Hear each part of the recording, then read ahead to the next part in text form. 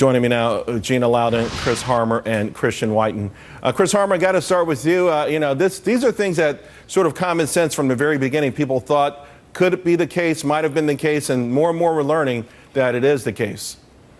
Yeah, well, the investigation's still ongoing, so in terms of the specific details of the Clinton case, I'll just leave that till the investigation wraps up.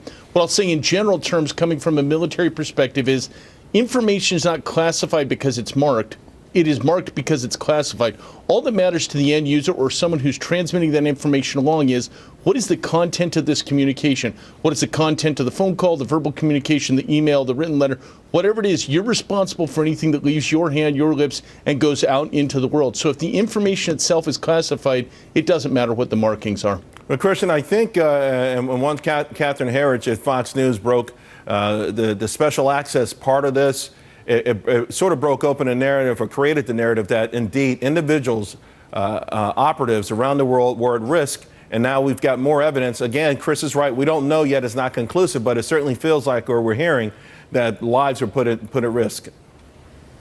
Yeah, there is that factor, and these are some of our closest guarded secrets. We rely very heavily when we use human intelligence on covered officers overseas, people who work out of our embassies, who use the cover of working for the State Department, the Commerce Department, or somewhere else, and who in fact are intelligence operatives. And that's what Hillary was discussing among her staff, we believe, in this. And even though it didn't have specific names, a foreign intelligence service could look at that discussion, the context. If you say so-and-so who worked for the quote-unquote State Department, which is reportedly what they did, you as an intelligence operative for China or Russia, which incidentally probably hacked Hillary's server, could start piecing together who that person was. And then you can follow that person and see who they're talking to, go get their sources, go kill their sources. And dealing with intelligence agencies like China, like Russia, like Pakistan's here with the covert agent in Afghanistan, you're talking about lives that are put at risk. So this is beyond the pale. Any jury and any prosecutor would think that Hillary should know that this would be top secret.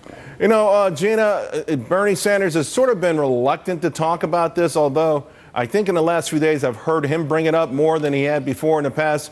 This is certainly going to be politically damaging, and I think he may start to hit home with this as well.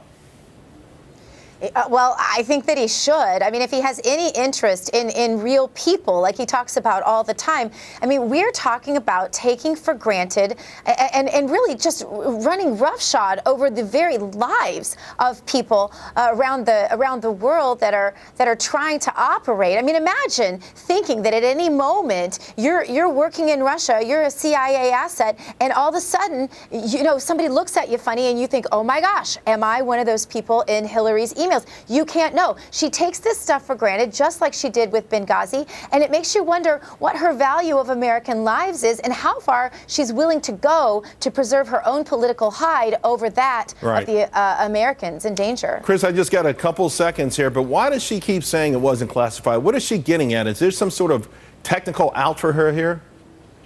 Well, I think people are looking at the fact that there may not have been markings on the emails, and to me that's totally irrelevant. I'll give you one very brief example. There are operational plans for every combat scenario in the world. I'm familiar with some of them. If I go home tonight and I write you an email, the details are operational plans for war against Iran. It doesn't matter whether that's marked classified or not. The information contained therein is classified. That's the point. Content is king. Let's leave it there, guys. Thanks a lot.